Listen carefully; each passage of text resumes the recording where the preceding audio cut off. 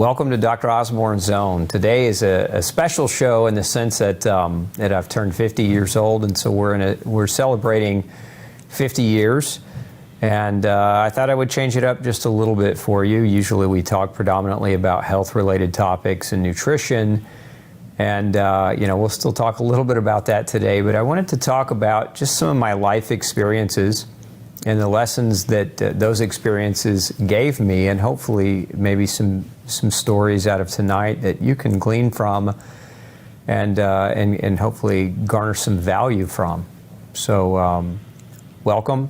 Thanks for joining me. You unlock this door with the key of compassion.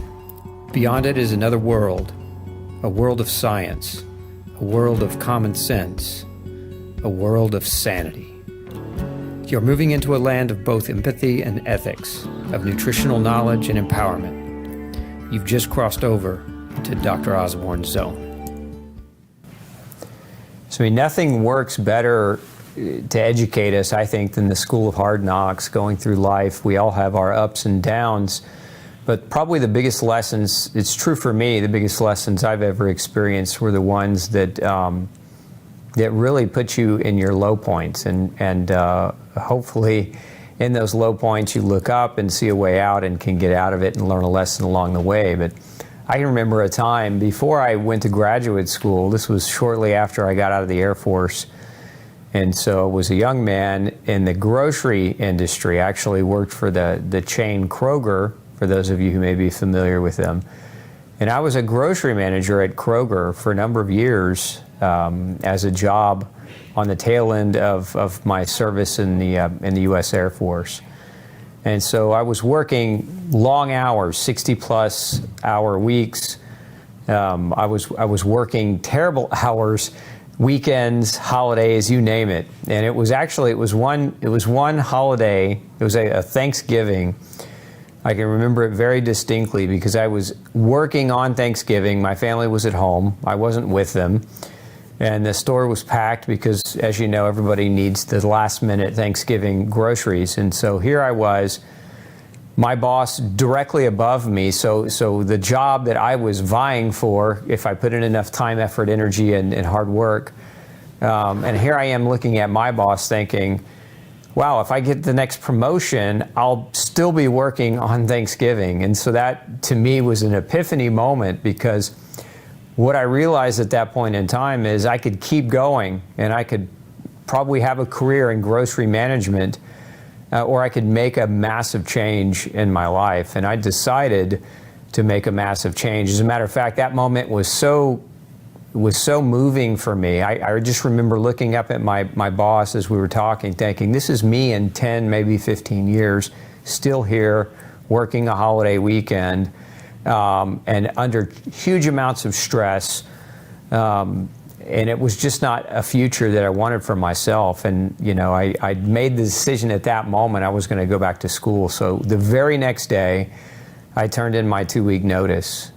And turned in my 2-week notice, registered for school, and I went back to school full time using my GI Bill, which, for those of you who aren't familiar, that's a college credit that you get when you go into the armed forces. So I actually funded my undergrad schooling with the GI Bill. It paid for about 1.5 years worth of school for me. So what did I learn from that? I mean, looking back, it's easy to pick the lessons, but one thing I learned was sometimes you have to have the courage to walk away from what you have in order to grow. And so hindsight's 20/20. At the time, I was just ready to be done with that particular position. I didn't exactly know what I wanted to do. So my future wasn't cast in stone by any means, but I knew that if I didn't take the risk and go back to college, then my life would virtually have been a multitude of years working holidays, working long hours, for little reward and little gratitude. So it was easy for me to leave, and it was easy for me to walk away from a good-paying salary as well. But I also learned that money can't buy happiness, because although I had a good salary there, I wasn't happy. And so it wasn't until I became impoverished, you could say, as a student, where I was actually able to find what made me happy. And that leads me to, what I found, which is anatomy, physiology, and nutrition and biochemistry. Those were all classes that I took in undergrad that really sparked my interest in moving forward into the realm of nutrition. And it's why I do what I do today. So making that decision to walk away from a grocery manager position with a good salary and a good income to become a poor student for the next 7 years was it was a risky proposition, but I'm very, very grateful that I was steered in the direction of making that decision. And so, years of graduate school, fast forward, one of the things that I was blessed to be able to do in my career, post-grocery store, post-Air Force, was rotating through hospital environments. And so one of the hospitals I actually got to work in was the VA hospital. And I worked in the rheumatology department. Many of you have heard me talk about this, but as I was in the VA hospital, I was a guest, you could say. I was a guest graduate student rotating with other doctors. Most of them were medical doctors. I was really the only other non-medical doctor as a chiropractor.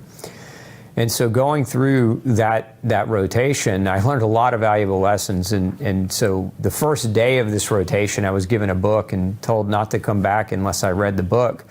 So I go home and I read the book through the weekend and take copious notes and come back the following week for this rotation. And I'm just a quiet student sitting in the back of the room, really just observing. I've read the book, I did what they asked me to do, and I want to just kind of sit back, not make much commentary or waves, and just see what they're doing. And so I was just, again, an observer.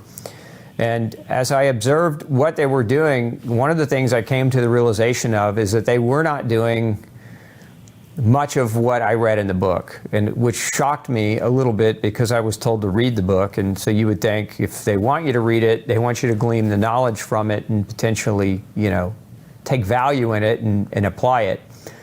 But they weren't applying the methodologies from the book. And what did I learn? I mean, basically I learned that there were 4 triggers for autoimmune disease. And again, rheumatology is autoimmunity. It's a form or a category of autoimmune conditions that cause, musculoskeletal damage through immune attack. And so 4 triggers: food, chemicals, microbial imbalance, and nutritional deficits were the 4 primary medically verifiably documented causes and triggers of autoimmune disease. And so I was taken aback because in the hospital setting, doctors weren't measuring for those triggers. Everybody who came through, whether they got a diagnosis of RA, rheumatoid arthritis, or lupus, or ankylosing spondylitis, or psoriatic arthritis, it didn't matter what the diagnosis was. They all got the same set of medications. I mean, it was either methotrexate, steroids, nonsteroidal anti-inflammatories, and a few people might have gotten hydroxychloroquine or Plaquenil, some of the other types of pain-reducing drugs, but nobody ever got testing to try to determine what was the grouping of triggers in their particular case. And that was what really took me aback, because I was told to read the book had the information in it. So when I started to ask questions, one of the first questions I asked is, why aren't we testing these patients for these potential triggers? And I was told that that's not necessary. And I said, I don't agree. Why would all of the people that wrote this book, and this, you understand what this book was? This was a book written by, close to 50 plus different doctors who were experts in the field of rheumatology and research, and they're all saying these things. And so why aren't we doing what these experts are saying? It didn't make sense to me. Why would they write the book if we're not going to follow it? And so I think I was somewhat dismissed because I was just a green new doctor who didn't know anything, and I was just trying to rock the boat. But it didn't stop me. I brought pages of research articles, actually stacks of research articles, to the attending and said, look, why don't we take some of these people aside and do some diet change? I mean, gluten is one of the primary known causes of autoimmune disease, and there's a lot of research linking gluten to rheumatoid arthritis. What would it hurt to take a few patients aside and have them change their diet? So I was told no. So I went to the medical library, and one of the lessons in this all is that I really learned how to learn at this time. As a student in graduate training, you're usually told what to do, what to read, what to study for, and what topics that you have to take in order to obtain a degree. And, and all those things being important, but to me what was more important was that the summation of all the classes and all the college that I had gone through, it didn't deter me from wanting to continue to learn. And I think this is a mistake a lot of doctors make, is they get their degree and their learning is done. Now they become a robot writing scripts, and that was not something that I certainly wanted to have as part of my methodology, but I wanted to keep learning. So anyway, I went to the medical library because I was collecting research at this point on triggers for autoimmune disease and what we could actually do in these patients. And so I brought back stacks of research on gluten, stacks of research on fasting, how fasting could cause alleviation of autoimmune pain within 48 hours. And then I brought back research on how you could use omega-3, high-dose omega-3 fish oil just as an effective of a pain reliever at the right doses as a non-steroidal anti-inflammatory drug. So each time I brought back a stack of research, I was told that we weren't going to implement any of these things. And what it really served to do is it taught me one thing. It taught me that you cannot change a system that is corrupt. And that was something that I did see there. I saw a lot of drug reps coming in, a lot of drug reps pawning their ware, and there was a lot of influence that these reps had over these doctors.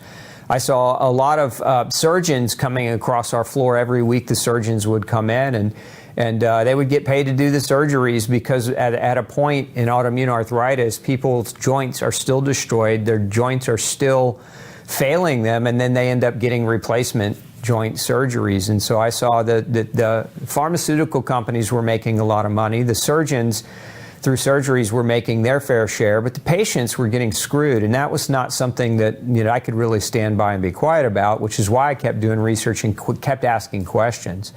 But I think the biggest lesson that I learned was in that environment was I learned that my learning wasn't over, and that just because I'd gone through the vast majority of schooling didn't mean I couldn't learn more, and that's what I committed myself to doing in the VA hospital. But one of the other things that I learned is that don't just accept things because that's the way that they are. And I think so many people do that. They come into an environment where the work is done this way because the work is done this way, and nobody ever questions the efficiency or the efficacy of why the work is done in such a way. And so it continues to be done ineffectively and inefficiently and poorly. And so don't ever be scared to ask questions about the status quo. And I learned that in the VA hospital, even though it was met with great resistance and really with scathing commentary.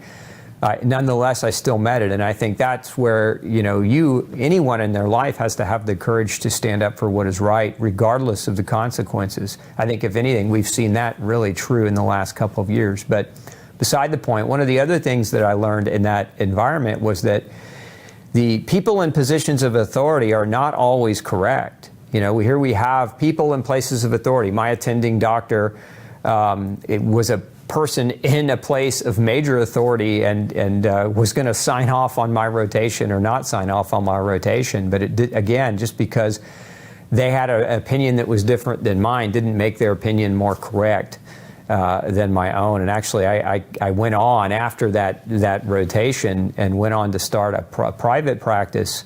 And one of my first patients in private practice was a 9-year-old who had juvenile rheumatoid arthritis, and she was diagnosed from the age of 2. So from the age of 2 to the age of 9, this little girl was put on methotrexate, which is a very powerful anti-cancer medication used to treat pain in people that have joint arthritis of an autoimmune nature.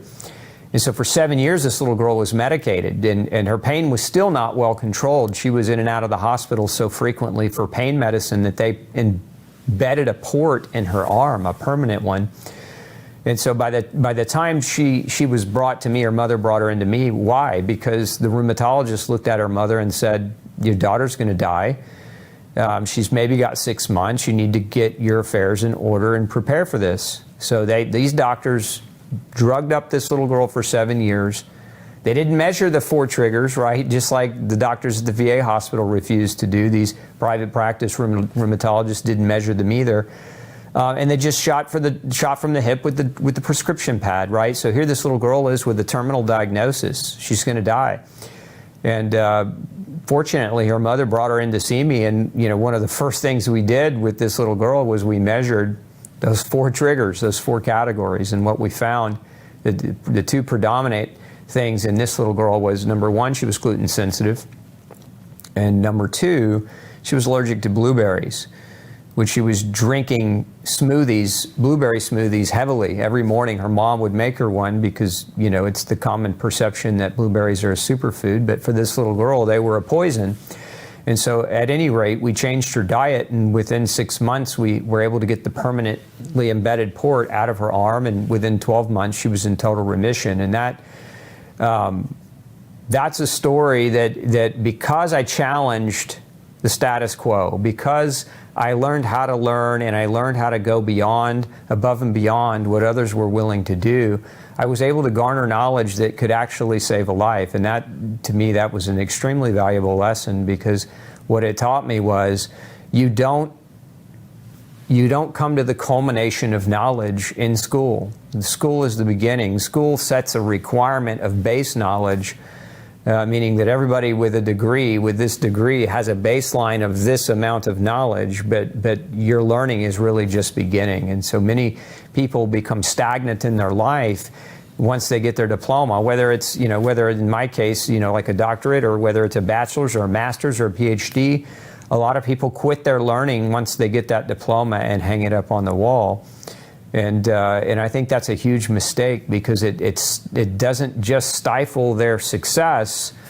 One of the other things I've learned is that when you quit growing as a person, you begin mourning, right? So the lack of growth equals the mourning, and I mean mourning as in sadness, as in mourning your potential, your lost potential. So for me, learning has been an ongoing endeavor always, and I think that's one of the reasons why I'm happy. I think that's one of the reasons why I'm not depressed. So many people in their lives and their careers get depressed because they quit learning and they quit growing, even in their respective fields. And so don't ever forget that staying sharp means continuing in education, not stopping at a certain point and saying, I've reached the pinnacle of who I'm ever going to be. Because when you start mourning yourself, that leads to dark roads. That can lead to depression and a number of other psychological conditions. So the VA taught me a lot of lessons, but I think the most valuable lesson that I learned was stay tenacious. Just because somebody tells you no, you don't have to accept no as the answer. And so it was me not accepting no as an answer that allowed me to really laser focused me to go out and start my own practice. And had I not done that, who's to say I wouldn't have worked in a hospital setting or in a group setting where I was stifled and handcuffed and being told no all the time, and then I would never have met you wonderful folks and been able to deliver this message that I'm giving you today. I think I also can say I learned a lot of lessons in my private practice. When I started my practice, I was a broke man. Imagine going through years of school after leaving, again, a relatively lucrative management position, to going into student loan debt to be able to finance moving yourself through the education process. And so coming out of school, most doctors today are anywhere from $300,000 to $500,000 in debt as a result of, if they take out student loans, if they don't have the finances to afford their school. And I was no different. I outside of the GI Bill that I had, it was a small amount of money, about $11,000 in total. So it didn't pay for much college. The rest of it came from the combination of working 2 to 3 jobs and student loans to boot. So one of the lessons there was that hard work pays off. I graduated with less student loan debt than the vast majority of my classmates, because the vast majority of my classmates didn't have jobs as they were going through graduate school where I did. So to me, that hard work paid off in a big way in terms of the creating the amount of debt. And one of the ways that benefited me was when I got out ready to start a private practice, I had debt, but it wasn't such a monumental amount that that banks wouldn't look at me and take a risk. And so, you know, when you're starting a practice, you finance a building and construction of the rooms and the layout of that building, and you've got to finance the equipment, and you've got to finance having, you know, employees, some people to answer the phone for you. And so there was a lot that went into starting a practice, and more debt, right? So on top of the debt I already had, I actually incurred even more debt in doing that. But I think that one of the biggest lessons was that I was preparing for it the entire time. So there's this old cliche. I remember when I was a kid, one time I opened a fortune cookie, a gluten-containing fortune cookie, at a Chinese food place. And the fortune inside, you open it up, it says, "Chance favors the prepared," or "Luck favors the prepared." And I took that because it always stuck with me, that silly fortune cookie wrapper. And actually, I was 16 at the time, so I put it in my review mirror in my car, so that anytime I flipped the mirror down to fix my hair, I would see that chance favors the prepared. And so it just drilled into me that prepare for the future, think about preparing. A lot of people just kind of float through life and don't prepare. But, you know, starting that practice took a lot of preparation, and so I was preparing for years. I was buying used equipment and trying to finance that practice by working multiple jobs and going through school, so that by the time I was ready to open it, I was ready to open it. And so again, it saved me a lot of money because I was preparing the whole time. So don't forget the importance of preparing for your future. And then I learned so many lessons through practice, just working with patients. And so I'll share a story with you. I had one particular patient, his name was RP. And it was a day like no other, because it was one of those days you remember for several reasons. One, it was storming outside. So here I was in my relatively new practice. So this guy was one of my first new patients in a new practice. And it was one of those days where your whole schedule, as meager as it is when you're brand new in practice, you know, you're not running a super busy. I wasn't running a super busy practice at the time because I was brand new in it and still building it. But my whole day got canceled because the storm that blew through town that day was just tremendously horrid. I mean, it was shutting out lights and flooding the streets. And so I had one patient show up that day. His name was RP. And RP was, he was a middle-aged man. He had tremendous back pain. He had blood sugars well over the 300s. And he was coming to me for my nutritional advice, and I did everything I could to help him. And so we spent this day, he'd come in, you know, again, we got stuck in the storm in the practice. So he shows up early, you know, he was my first patient in the morning. He shows up, the storm is coming at this point. He's now stuck in my practice. He can't leave because the streets are flooding. And anyway, so it's just him and I. We're there together, twiddling our thumbs. So I'm like, let's make a go of it. Let's give this guy as much education as we can possibly pour into him, because we're both stuck here. What else are we going to do? And remember, this is before cell phones. You know, so you didn't have that as a distraction or an obstacle to you know, to avoid communicating, as so many people do today. But anyway, I poured into this guy for a good 6 hours, and we talked about the nutrition around blood sugar. We talked about diet change. We talked about exercise. I showed him what he could do. Like, we did so much.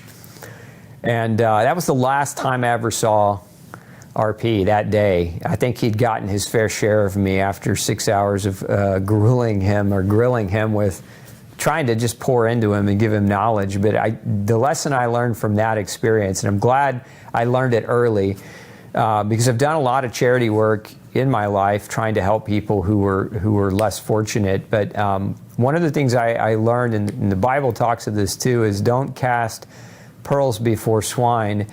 And it's not that RP was swine, it's just that his mind wasn't open to wanting to receive the information that I was wanting to pour into him. And so some people in your life don't want to hear it. You know, how many people do you know that that don't want to change their diet? And you know, if they would just change their diet, their lives could be infinitely better and less painful. Some people don't want to hear it. And so when you spend, you know, inordinate amounts of time trying to educate somebody who's not open to it, I think you really, one, you're hurting the relationship, because even though they may be kind enough to not say anything to you, they are basically resenting you for all the things that you're saying. And two, I think you're wasting your time, and you have time is such a valuable resource. It's another lesson I've learned, is that time is the only non-renewable resource, and it's so precious.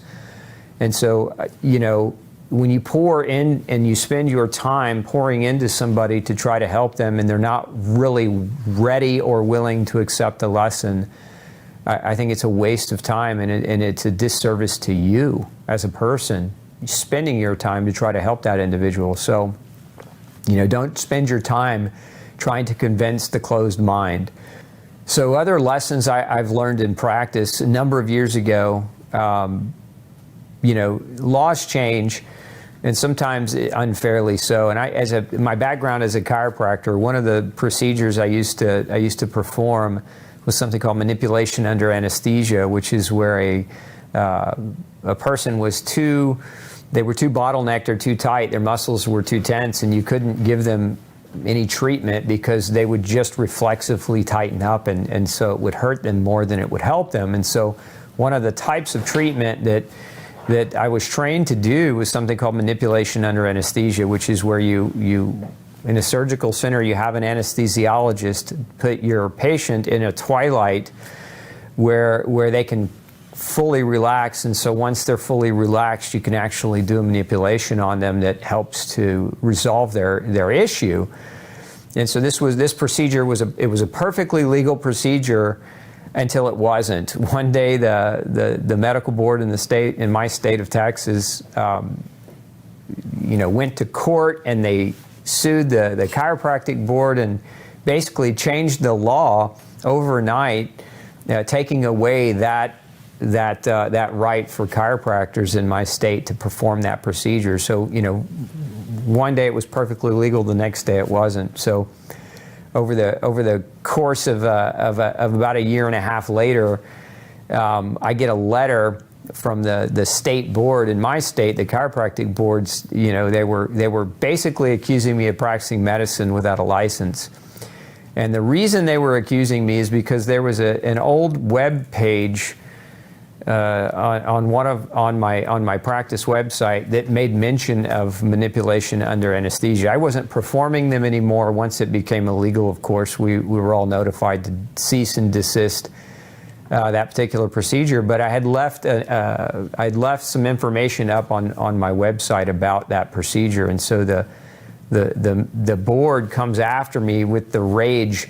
I can't believe how aggressive they came after me for that, just having that page up on my website. And so they accused me of practicing medicine without a license. Again, this goes back to the lesson, which is don't ever be scared to protect your reputation. It's the most valuable thing that you have, and it takes decades to build and moments to destroy potentially. And so this board was coming after me and accusing me of something that I'd never done.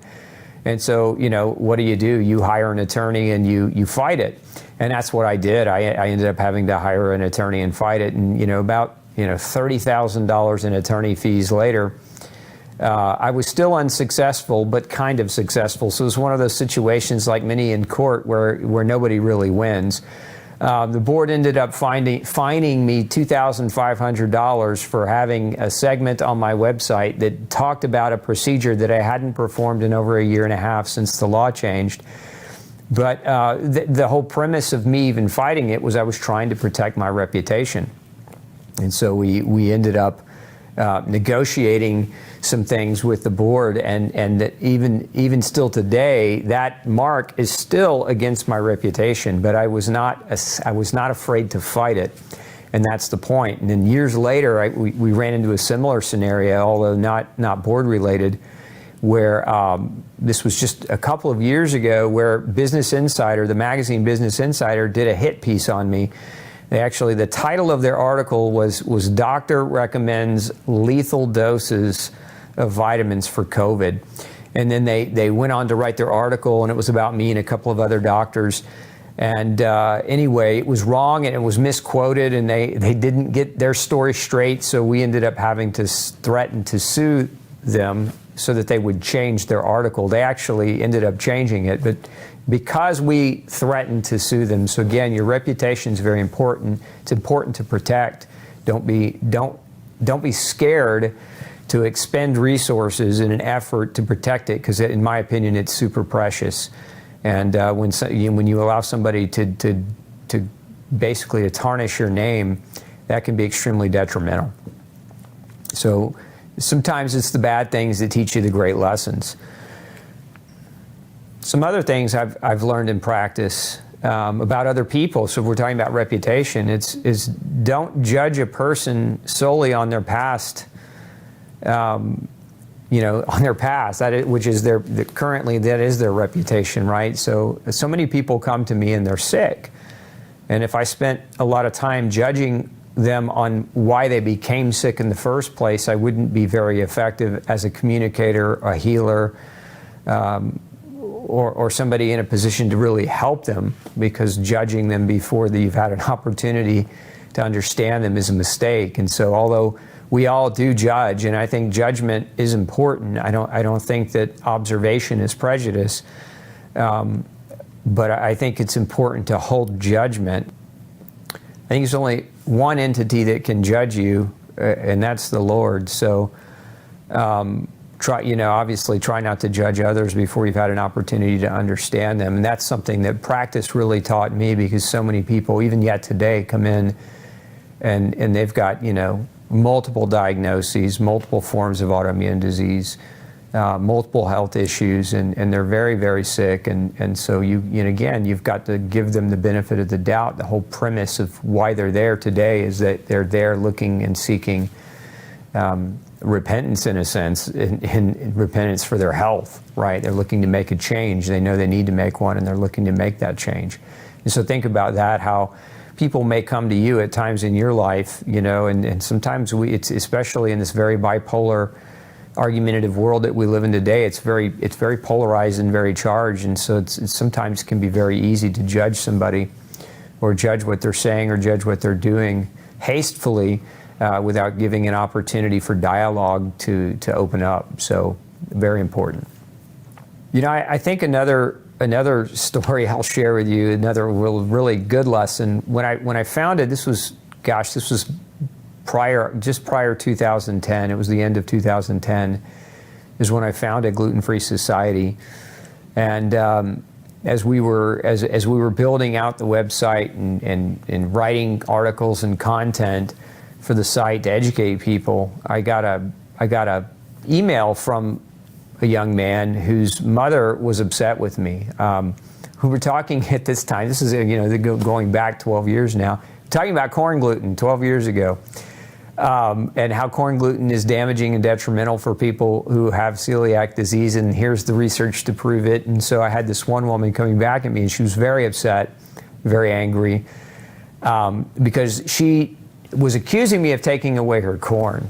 Right, and I'm like, I'm not telling you not to eat corn. I'm just telling you, if you eat corn and you have celiac disease, there's an opportunity that you might become inflamed and not get better. Take that for what you will, but it's not me telling you what to do. And anyway, this woman just continued to berate me and continued to really harass me, and it was an online harassment more than anything else. So I just kind of deleted her and moved on. And sometimes you have to do that, because it's another lesson I learned, is sometimes people just aren't right in the head, and judgment or not, you're not going to fix somebody who's really disturbed, who's not willing to be open to being helped. And so sometimes you just have to move away from people like that. And anyway, that's what I did. But a few weeks later, I get this email, and it's got a link to a YouTube video. And so it's from this woman's son, and so he goes on in this email to berate me and say, you're a terrible person, and then he says, I made a video just for you, and it's a YouTube video, so I clicked on it, watched it, probably shouldn't have, but anyway, he goes on scathing and wishing that I would die in a fiery car crash. I mean, this guy was pretty much a Looney Tunes for making that kind of a threat, but anyway, my point is, don't waste your time debating or trying to defend your position with emotionally charged or unstable people. And I spent a lot of time early on as we were writing articles and creating blog material to help people. I spent a lot of time defending that premise to people who hated us for trying to help them. In essence, a lot of these folks were in the celiac community, and they felt like their diets were already restrictive enough, and that the information we were providing was onerous and overwhelming. And I think that was the gist of it, is they were just taking that out on me. And I spent a lot of time in debate trying to be argumentative with them or trying to help them see the light. But what I realized very quickly is it was an utter waste of time. And going back to the lesson that I should have learned better from RP, a story I shared with you earlier, is that don't cast pearls before swine. And so don't engage with people who aren't willing to be engaged with. You're wasting your time and your energy, and you're only going to serve to elevate your blood pressure and create a bad day for yourself. So that was, I think, a pretty important lesson for me. Now I don't read much commentary on any of the writings that I have, because I don't really, honestly, I don't really want to take in the negativity. And there's a lot of people out there that are just, trolls wanting to be negative. So you've got to watch out for those folks. I also learned, founding Gluten-Free Society, that the more I actually did help people, the greater the reward, and the reward came in multiple ways. So for me, it was the greatest reward were the letters that people would write me that would proclaim that the information that we were publishing was life-changing and life-saving. I mean, I've got thousands of letters and emails and commentary from people who I never met in my life, that whose lives were completely turned around and changed simply as a result of some of the articles and videos that we were creating. So that really, what that told me was that you don't cast your pearls before swine, but you do put information out there so that people can access it, because if it's available and somebody is searching for it, they can find it, and it can change their life. And so that's actually where Save 100 Million Lives came from. It was the lives that we were saving and changing, my team and I, that we had never met these people. These were not people that came to see me in my clinic. These were people that were complete strangers. And so those people really fueled and drove forward my desire to get more and more information out to help people. And so that reward is nothing in my life that has been more rewarding professionally, not privately, but professionally, than being a part of this community, and really just providing knowledge and information that people could take and use and really have their lives changed and affected in a positive way. I also learned one of the first endeavors when we were first creating a line of supplements. My background, so part of my background in graduate school and graduate training was pharmacology, in the sense that I studied drug interactions with nutrients. So drug-induced nutrient deficiencies is a passionate project. Years ago, I had one of the largest databases in the world on drug-induced nutritional deficiencies with different drugs and the mechanism of action and how they cause nutrient deficiencies. And so from that knowledge base, what we were trying to do is bridge the gap. Part of our early mission was, how do we get doctors involved in this mission? Because I also believe that, teaching people how to change their lives is important, but teaching doctors how to help teach people to transform their lives could be even more potentially powerful. So one of the first things we did early on, because I was trying to bridge the gap between, medicine and alternative medicine. So I come more from the alternative realm. You know, the standard medical doctor, obviously more of a traditional realm, more prone and apt to write prescription drugs to mask symptoms, and less prone to ask why the symptoms exist in the first place. Again, differences of philosophy, not a judgment, but we were trying to bridge that gap. How could we bring more medical doctors on board understanding nutrition?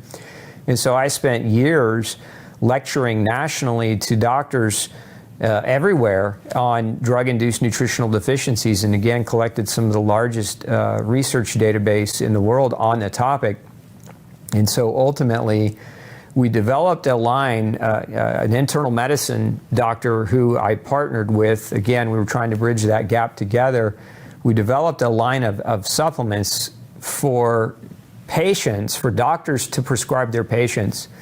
And so this line of supplements was designed to offset nutritional deficiencies caused by drugs. And so we had a product or a supplement for women who were taking birth control or estrogen-based therapies, because estrogens cause B vitamin deficiencies, magnesium deficiency, among others. And so I had designed and developed a product for women taking birth control. We developed a product for people taking pain medications, and we developed a product for people on blood pressure medicine and cholesterol medicine and diabetic medicine. So we had these different products, and anyway, the whole process of doing that, which took a number of years and substantial resources financially and time-wise, failed completely. It was one of my first very, very big failures, and I say that because sometimes success is failure, right? So if you learn to recognize why something failed, then you can take that lesson and you can become more successful in the future. And so I learned that, here's what I learned. One, I learned that people that wanted to take drugs didn't want to take supplements. Doctors that prescribed drugs didn't want to prescribe supplements. And most people won't take a product for its prevention qualities, especially if they're okay with medicine. So we were trying to target people who were taking medicine, who were okay with taking medicine, who didn't really want to have anything to do with nutrition. And so it was just a mismatch. It's just a product and an information gap that people didn't care enough to want to know that the drug they were taking could actually cause the problem. And the doctors, we couldn't convince enough of them to want to come on board. So again, it was a miserable failure in terms of what we're trying to accomplish in helping people. But what it allowed me to do was focus more on, understanding that, if you want to help people, you have to meet them where they're at. You can't have them you can't try to make them bridge a gap that they're not willing or even capable of bridging at those moments in their life. So that project we ended up scrapping, but again, super valuable because of all the research that went into it, of all the years and knowledge that was garnered from it. Today, I would say I'm a leading authority on drug-induced nutritional deficiencies, and so can help a lot of people in that way when they're ready to receive that help. But again, it allowed me to learn that failures can be a success as long as you don't let the failure define your future. And so picking yourself back up and moving forward, learning from the lesson is very, very important in life. And so that was an example that Gluten-Free Society and creating it really helped teach me. On marriage and relationships, I think we've probably anyone watching this has had a fair share of relationships, maybe even before marriage. Not everybody marries their high school sweetheart. I certainly didn't. But I could share some things that maybe you already know and maybe not, but some things that I have learned over the years in my relationships, particularly in marriage, is number one, your spouse is probably the most important decision you'll ever make in your life, who you choose. I know because I've chosen poorly, and I've also chosen very fantastically.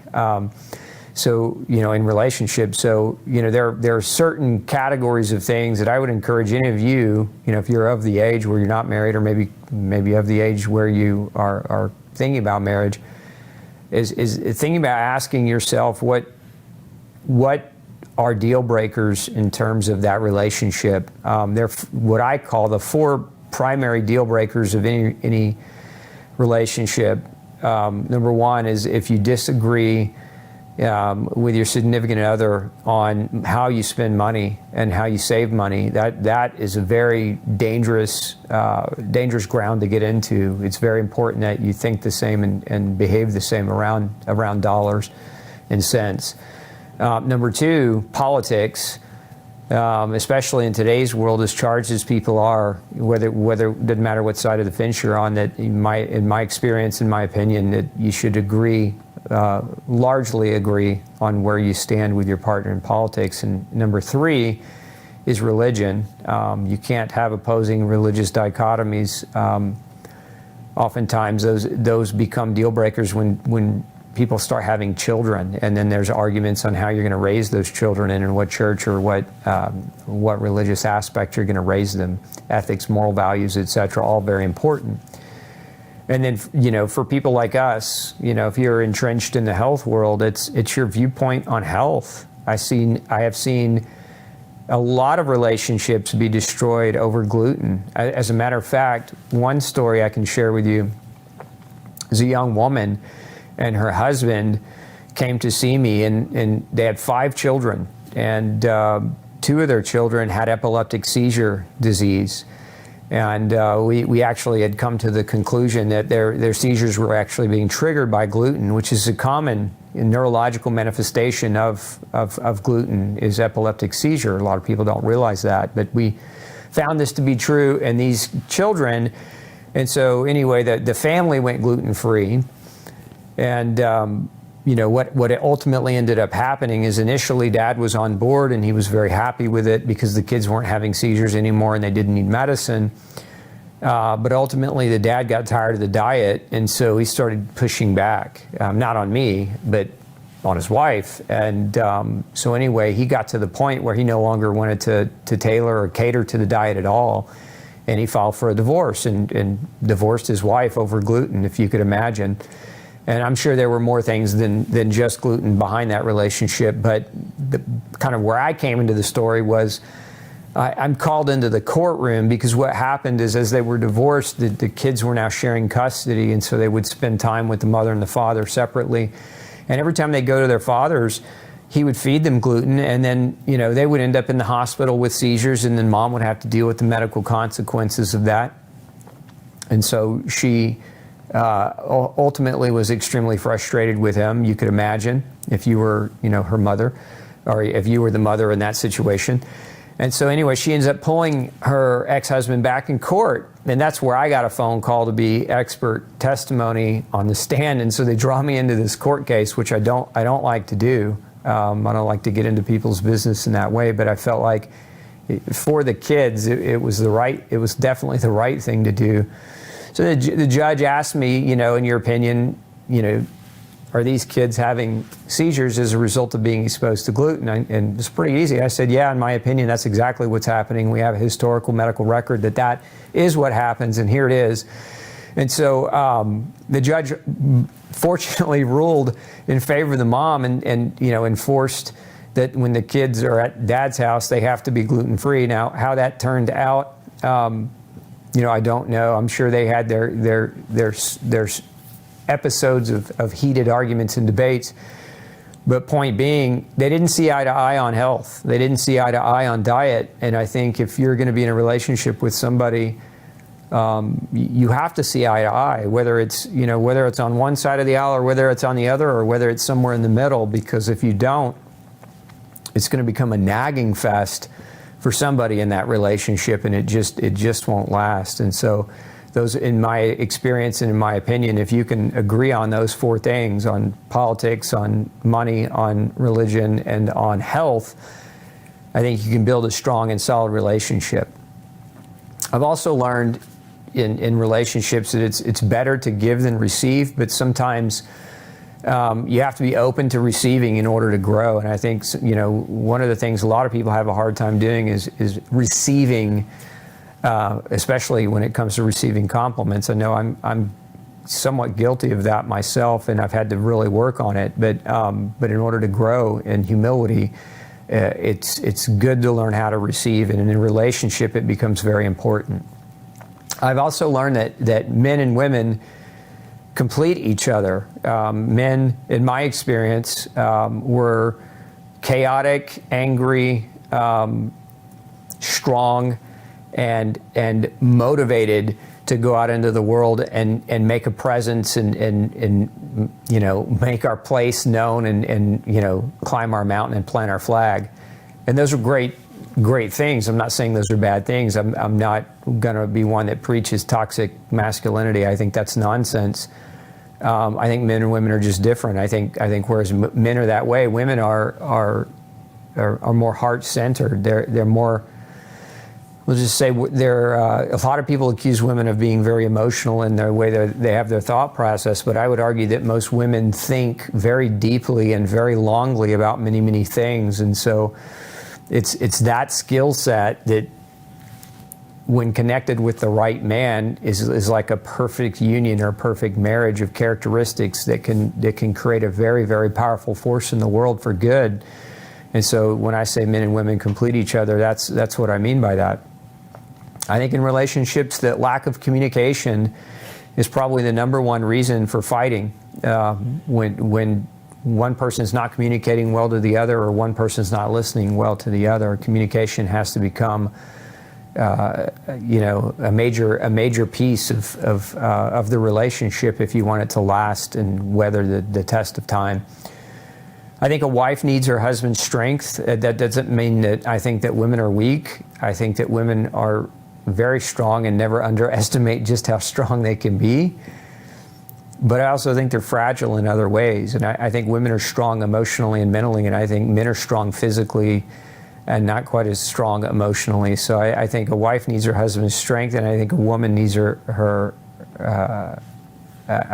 husband needs his wife's heart, and a woman needs her husband's strength.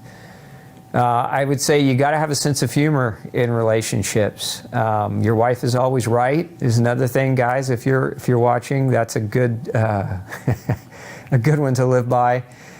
I could say sometimes writing poems for your wife is the right thing to do to make things all right.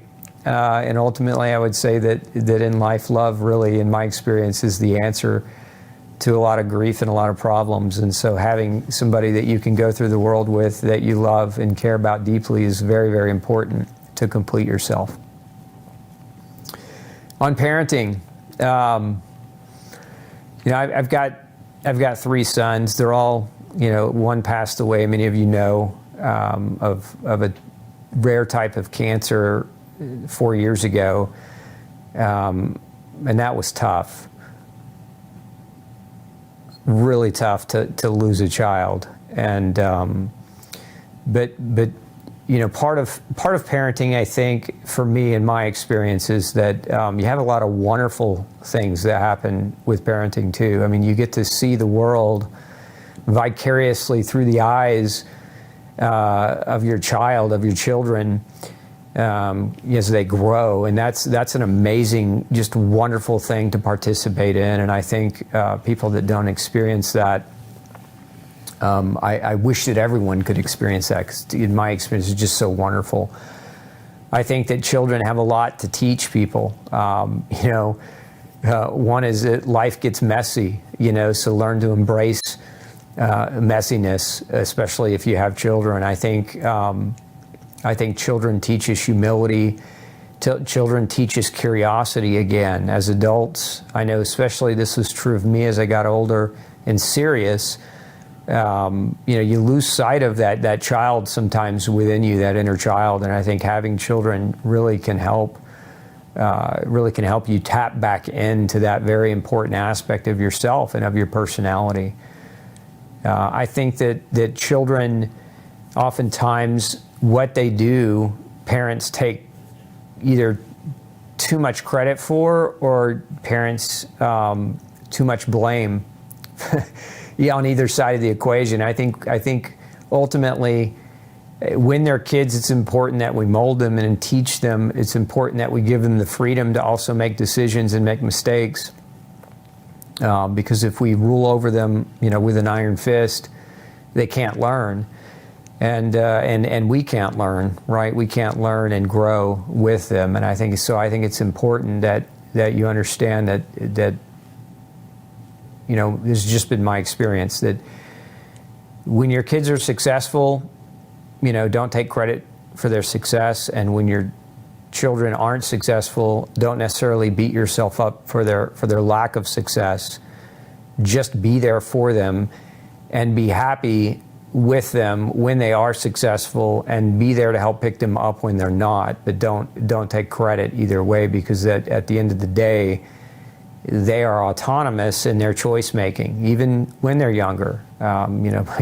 If you've ever raised children and you've ever had a stubborn 12 or 13-year-old, you know that by the time they start going through puberty, they've got a mind of their own, and they're going to make and take actions on their own, despite all your best teachings and all your wisdom that you try to impart on them. And I think at the end of the day, with kids and parenting, I think love is the answer there too, because you just have to love them for who they are, even if they're not like you. And sometimes your kids won't be like you. What are the lessons from the past few years? The past couple of years have really taught the world a lot of different lessons.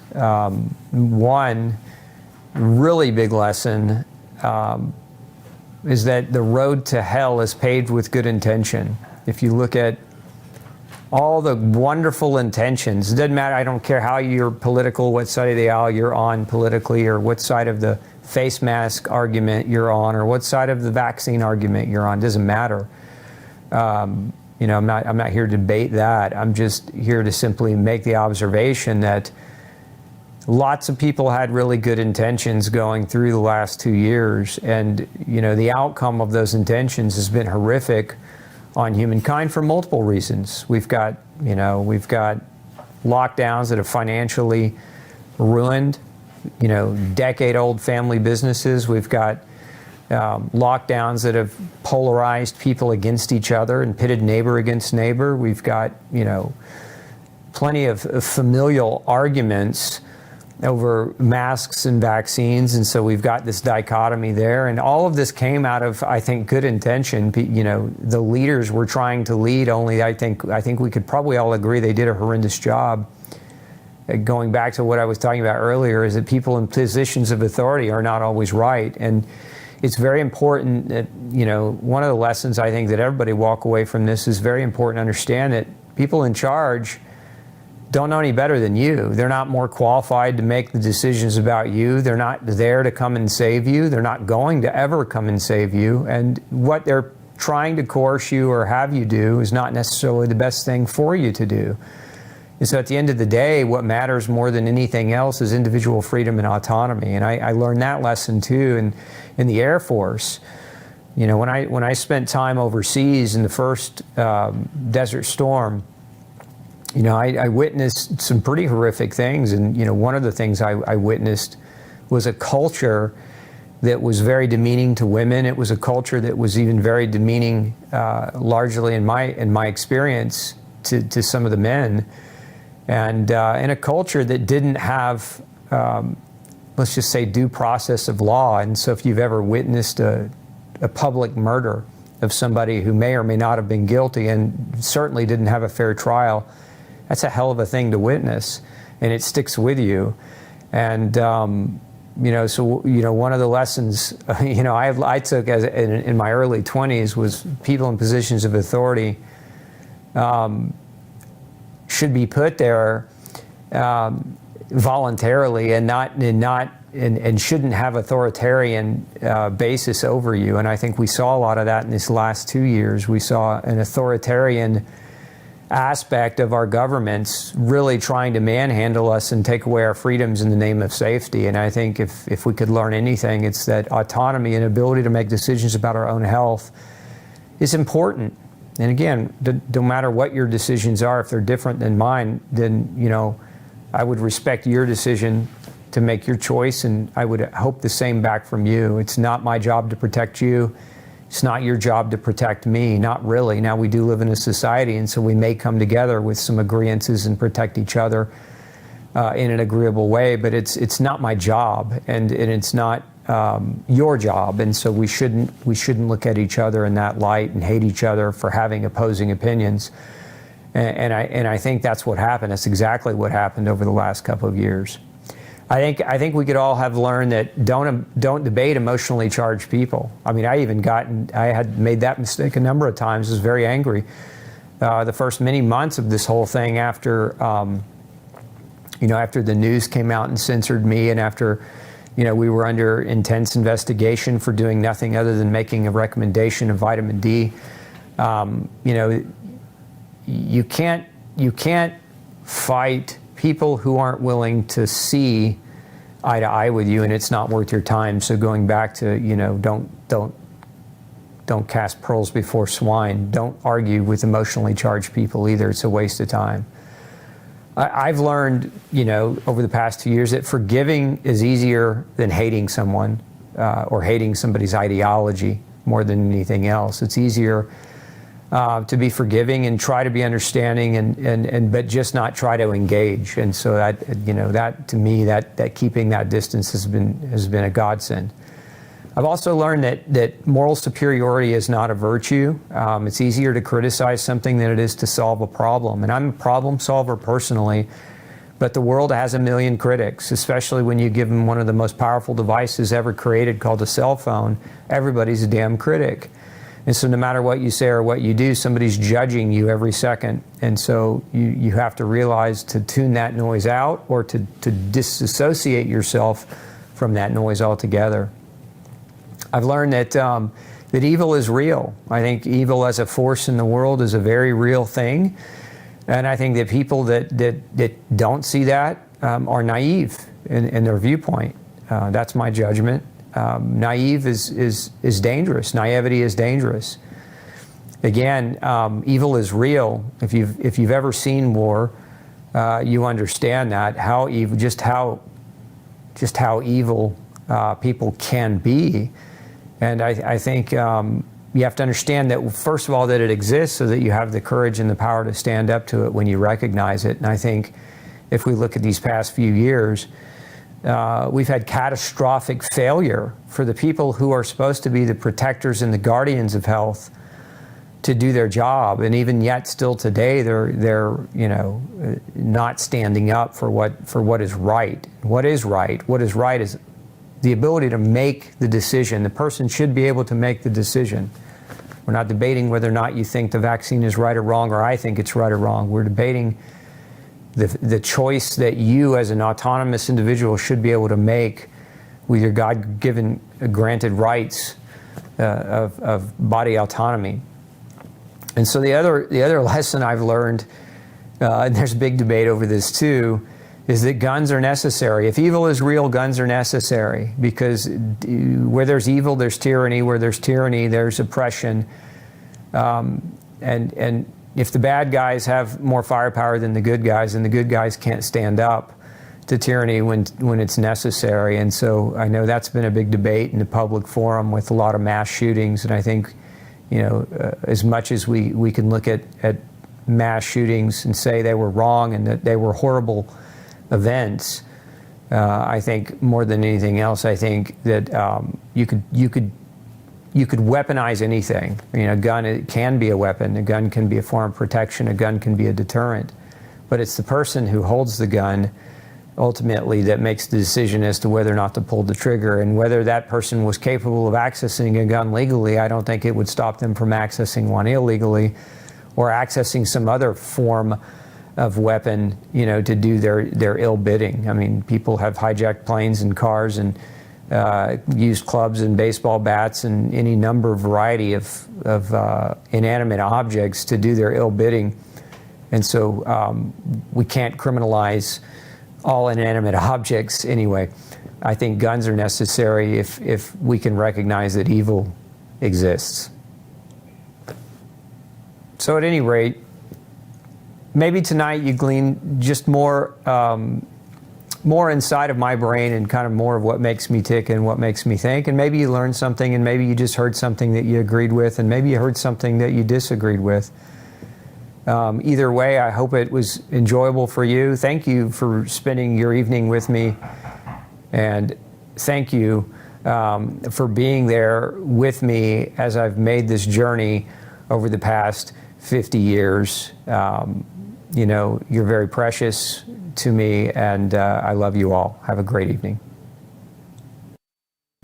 Thanks for tuning in to the Dr. Osborne Zone.